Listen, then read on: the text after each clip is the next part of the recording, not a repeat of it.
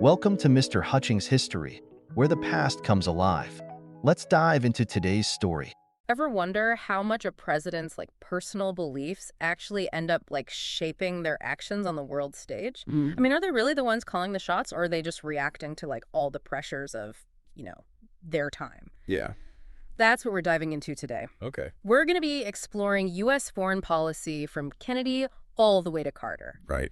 Buckle up, because we're talking 2 decades that were just absolutely packed with Cold War tensions, some really dramatic shifts in strategy, and more than a little bit of controversy. Sounds fun. So the source material that we're working with today is actually a history lecture. Okay. And it's designed for high school students. Interesting. But don't worry, we're going to be pulling out some insights that I think go way beyond the classroom. Okay. So our mission, if you will, today is to figure out how these presidents navigated the Cold War, what it meant for America's role as a global leader, Right. and maybe uncover a few surprises along the way. Awesome. So let's kick things off with Kennedy. He took office in 1961, just radiating this infectious idealism. Yeah. And he was genuinely convinced that America could be this force for good in the world. His big idea was something called the Alliance for Progress. Okay. And the goal was to stop the spread of communism in Latin America. On the surface, it sounds pretty straightforward, right? Yeah. Help Latin American countries develop economically, help them kind of embrace these democratic reforms. Right. And, the thinking was that they'd be less likely to fall for the, communist ideology. That makes sense. But here's where things get interesting. Okay. While we were promoting democracy, the U.S. was simultaneously propping up some pretty authoritarian regimes in the region. So those mixed messages, it really makes you wonder. Yeah. Was the Alliance for Progress truly about helping Latin American countries? Or was it more about serving U.S. interests? Yeah. It's a great question. And this is where the historical debate gets really interesting. Yeah. So you have Orthodox historians like Arthur Schlesinger Jr., who saw the alliance as this sincere effort to help Latin America. Okay. And they point to the massive financial aid that the U.S. poured into the region. Right. Healthcare, education, infrastructure. Wow. But then you have revisionist historians who believe that it was more about the U.S. asserting its economic dominance, keeping Latin America open to American businesses and investments. It's like the alliance had these 2 sides to it, right? You have this idealistic goal of, promoting progress, but also this underlying pragmatism tied to U.S. economic interests. Absolutely. What's the takeaway here? I think it shows how even well-intentioned foreign policy initiatives can be interpreted in very different ways, Right. depending on whose perspective you're looking from. Okay, so now hold on to your hats because things take a sharp turn with Nixon. Oh, boy. Out went Kennedy's idealism and in came Realpolitik. Realpolitik. This focus on power and practical considerations over those kind of lofty goals. But it's this fascinating contradiction, though. Really? Because while Nixon was pursuing détente with the Soviet Union, which was a huge step, he was also greenlighting some seriously questionable actions in Chile. Oh, wow. Okay. So picture this. Okay. It's 1970, and Salvador Allende, a Marxist, wins Chile's presidential election. Right. The U.S. is terrified. Yeah. They're picturing Chile as the Soviet puppet state right in their backyard.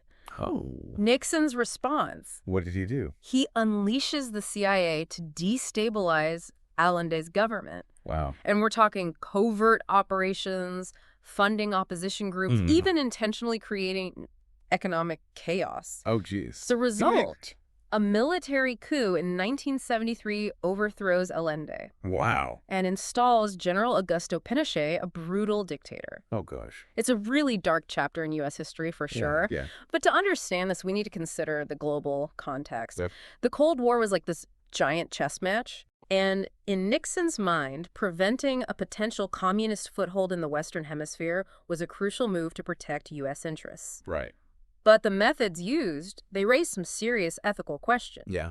It forces us to confront this tension between idealism and pragmatism in U.S. foreign policy. Absolutely. So let's delve a little deeper into the CIA's role here. Okay. Because it wasn't just about vague destabilization. Right. They used propaganda to influence public opinion against Allende. They funneled money to opposition newspapers and political parties. Wow.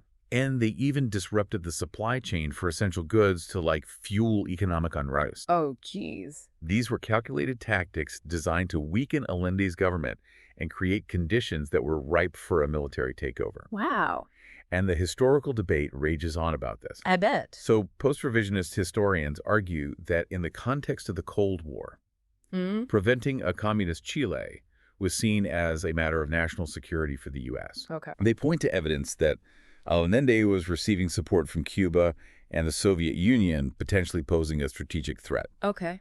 But New Left historians vehemently disagree. Yeah. They highlight the devastating impact the coup had on Chilean democracy and the horrific human rights abuses under Pinochet. Right. They believe that the U.S. essentially traded Chilean democracy for stability. Yeah. Which is a morally troubling bargain. Yeah. It's a stark reminder that foreign policy decisions aren't made in a vacuum. Right. They play out on a global stage with real-world consequences, sometimes with unforeseen and devastating outcomes. It's a tangled web. Yeah. And this leads us to Carter, who wanted to shift gears yet again, bringing human rights to the forefront of U.S. foreign policy. Okay. So Carter, he really tried to change the game. Yeah. He believed that promoting human rights globally was not just like a moral imperative, but also a strategic asset. Okay. He openly criticized the Soviet Union for their treatment of dissidents. Right. But he didn't stop there. He also called out right-wing dictatorships in Latin America, Africa, Asia. Wow. Even some who were U.S. allies. It was a bold move, Right. trying to hold all countries, regardless of their alliances, to the same standard. Yeah. But here's the catch. Carter also continued to support certain regimes known for human rights abuses when it seemed to align with U.S. interests. Yeah. It really highlights that tension between idealism and realpolitik that we've been talking about. Absolutely. That seems to run through so much of U.S. foreign policy. Yeah. So how do we make sense of this? Was Carter's human rights policy a success or a failure? I don't think it's that simple. Yeah. I think Carter's presidency demonstrates the inherent complexity of trying to live up to your ideals in the messy world of international relations. Yeah. It's like he was walking this tightrope, balancing the promotion of human rights with the need to safeguard U.S. security and strategic interests. So, for example, he cut off military aid to some Latin American dictatorships like Argentina, but continued to support others, like the Somoza regime in Nicaragua, because of Cold War concerns. Wow. It's a reminder that foreign policy decisions are rarely black and white. Right. They involve navigating all these competing priorities, weighing moral imperatives against strategic calculations. And sometimes those decisions have, like, unintended consequences. Absolutely. Like in the case of Nicaragua, where U.S. support for Somoza ultimately contributed to the rise of the Sandinista movement, which the U.S. then opposed. Yeah. It's a tangled web, isn't it? Yeah, it really is. So now, one of Carter's most significant and controversial decisions was the Panama Canal Treaty. Right. For decades, the Panama Canal, this crucial waterway connecting the Atlantic and Pacific Oceans, had been under U.S. control. Right. It was a symbol of American power. Yeah. But also a legacy of U.S. interventionism in the region. Sure. Carter decided to give control of the canal back to Panama. Wow. It was a huge gamble, a move that sparked intense debate within the U.S. I bet. Some saw it as a major loss, a sign of weakness. Others viewed it as a necessary step to right a historical wrong and improve relations with Latin America. Okay, so the Panama Canal Treaty is a perfect example of how historical events can be interpreted through multiple lenses.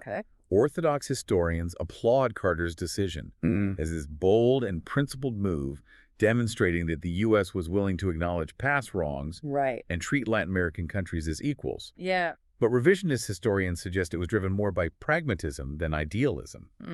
They argue that Carter was trying to manage growing anti-American sentiment in the region stemming from decades of U.S. interventionism. By returning the canal, he aimed to diffuse potential conflicts and protect U.S. interests in a more subtle and less confrontational way. So the question becomes, was it a strategic retreat disguised as a moral victory, or a genuine effort to change the dynamics of U.S.-Latin American relations? That's the question, isn't it? Maybe it was a bit of both. Yeah, could be.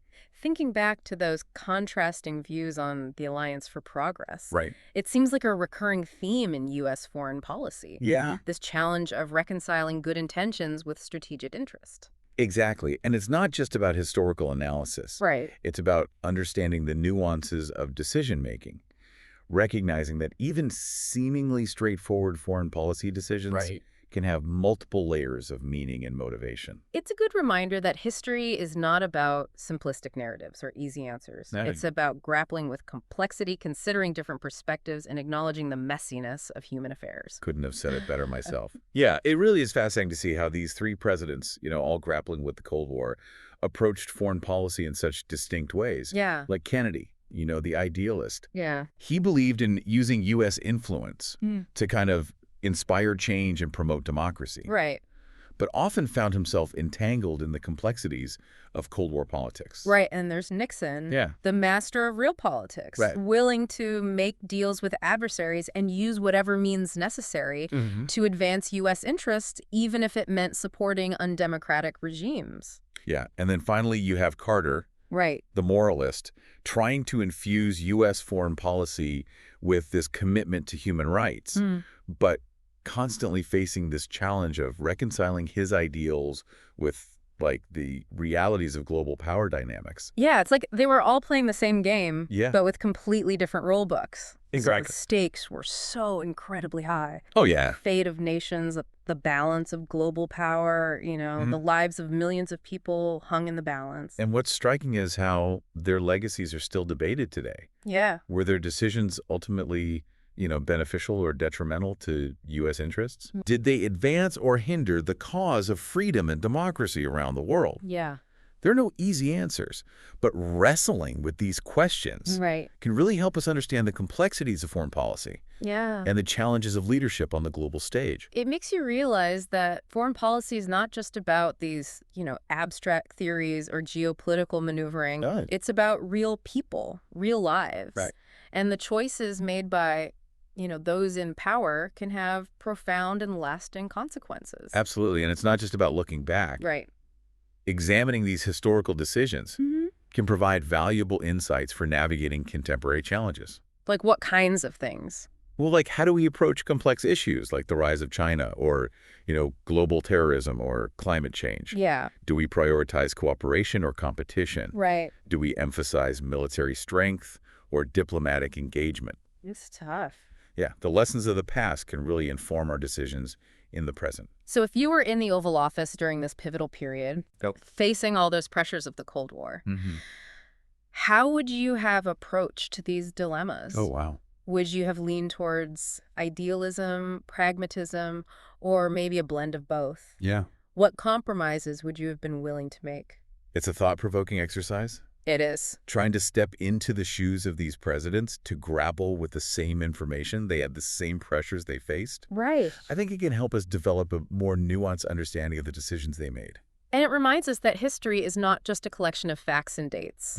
It's a living, breathing narrative full of complexities, contradictions, and unanswered questions. For sure. And by exploring these narratives, we can gain a deeper appreciation for the challenges of leadership, the consequences of our choices, and the enduring impact of the past on the present. Well said. So keep diving, keep exploring, keep questioning. Yeah. The journey through history is never truly over. Never. And there's always more to learn. Always.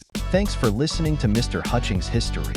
Keep exploring, and we'll see you next time.